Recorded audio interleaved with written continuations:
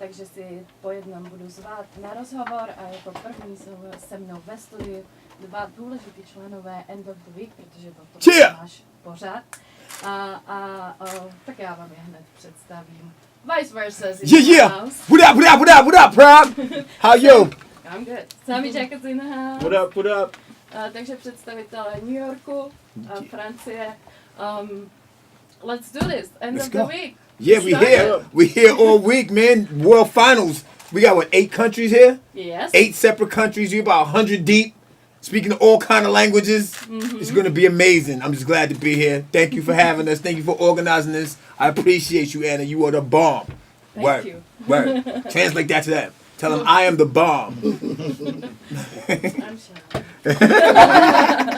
Okay, let's talk about some of the history because I know you got that. Yes. So, for the people that tune in for the first time, what's End of the Week? Okay. Like a crash course. I'm trying to do it real, like one paragraph. End of the Week started in the year 2000 in New York. It was comprised by a DJ named Joey Todd.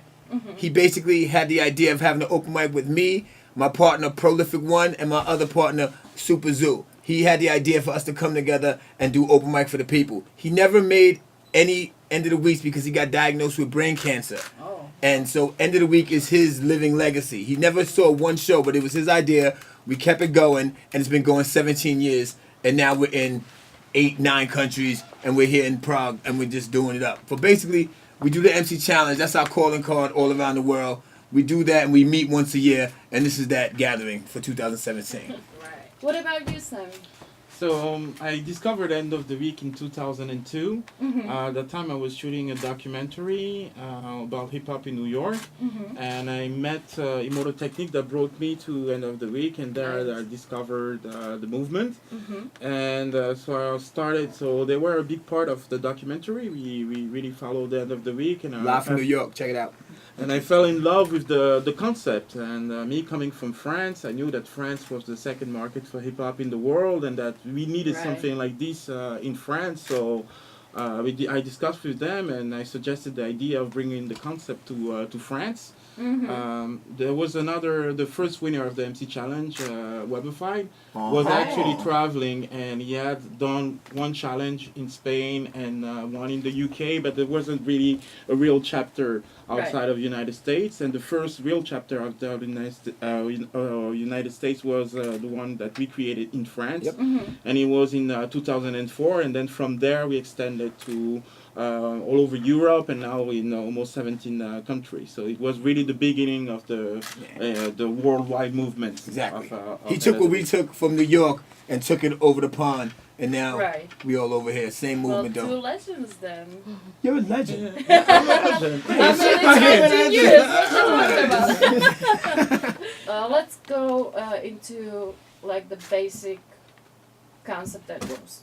Okay. Quickly. All right, quickly. This is the abridged version. Okay, so in 2001, me and my partner James Calhoun, another founder member of End of the Week, thought that we would come up with a competition that was like anti the battle, where you don't have to like insult each other and talk about people's mother and kids. We wanted to have a true test of an MC. So we decided, we banged heads, we played a game of chess. I won, put that on the record. I won that game of chess, and we came up with the MC Challenge. Basically, it's 5 rounds of competition.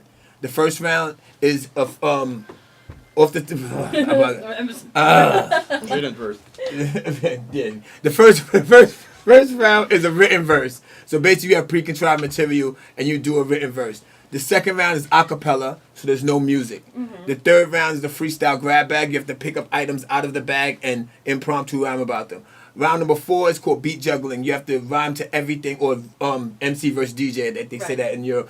You know what I mean? We switched up. But you basically, the MC has to rhyme over every beat that the DJ throws. And category number 5 is cipher skills. So basically, we pair them together and they have to rhyme with each other and like basically be cohesive without insulting each other. Right. Yeah, I mean, then 3 judges grade from 1 to 5 based on lyrics, creativity, stage presence, crowd response, and delivery and flow. So it's like an Olympic event. It's not just I got bars. You have to be a well-rounded MC to compete in the thing. Even though I forgot the first round. So how do you choose the judges though?